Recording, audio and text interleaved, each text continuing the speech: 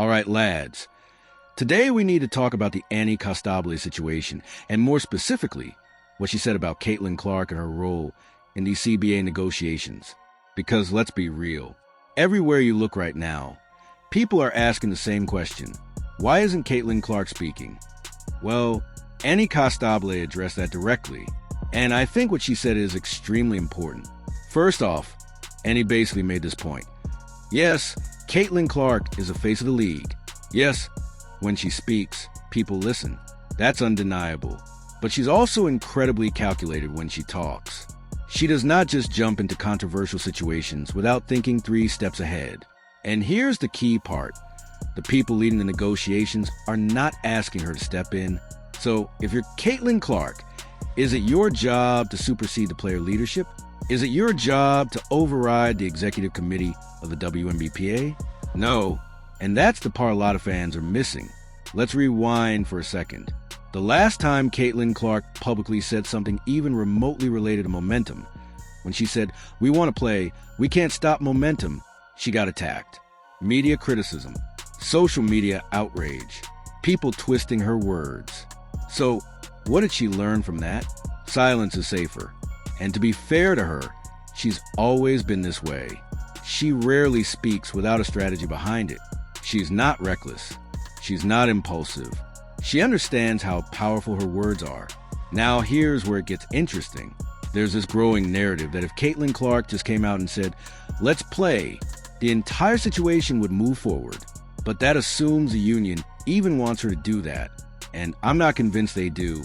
I personally believe there are people within the WNBPA Executive Committee who didn't want Nafisa Collier speaking publicly. I believe there were people upset that Kelsey Plum spoke out. And I absolutely believe there are players within the union who genuinely want to strike. That's not a crazy statement. This whole situation has exposed something very clear. Not everyone is on the same page. You got younger players and stars who want play. They want growth. They want momentum. They want this boom period to continue. And then you got some of the 30-plus veterans, players who might only have 2 or 3 seasons left, who are looking at this from a completely different perspective. For them, this might be their last real leverage moment. But here's the uncomfortable truth. In 18 months, how many of those older role players will still be in the league? The league is changing fast. Teams are prioritizing youth and development. If you can lock in a young international prospect like Elena Buenavida, someone playing in Spain for a fraction of what a WNBA minimum would be, and sign her to a 4-year minimum deal, that's a long-term asset.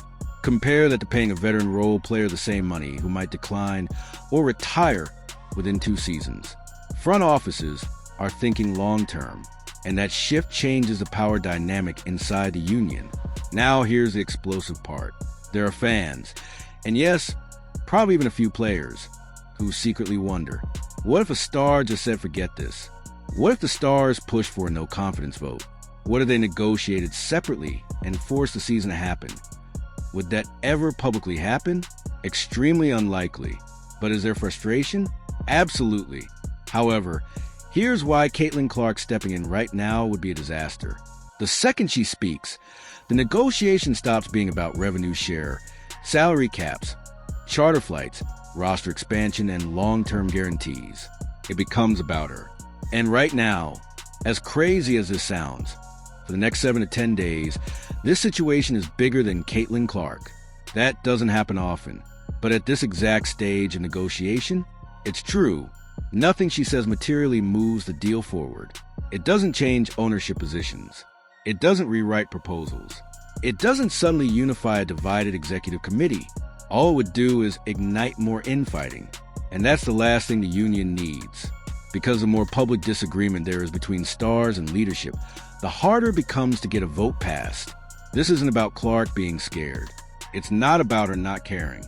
It's about timing and leverage. And right now, her leverage is more powerful when it's used. At the end of the day, Caitlin Clark is not the president of the WNBPA. She's not the head negotiator. She's not obligated to override leadership just because fans want a savior moment.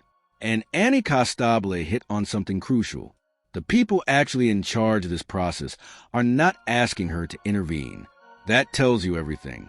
Because if they believe her voice would help, they'd be behind the scenes encouraging it.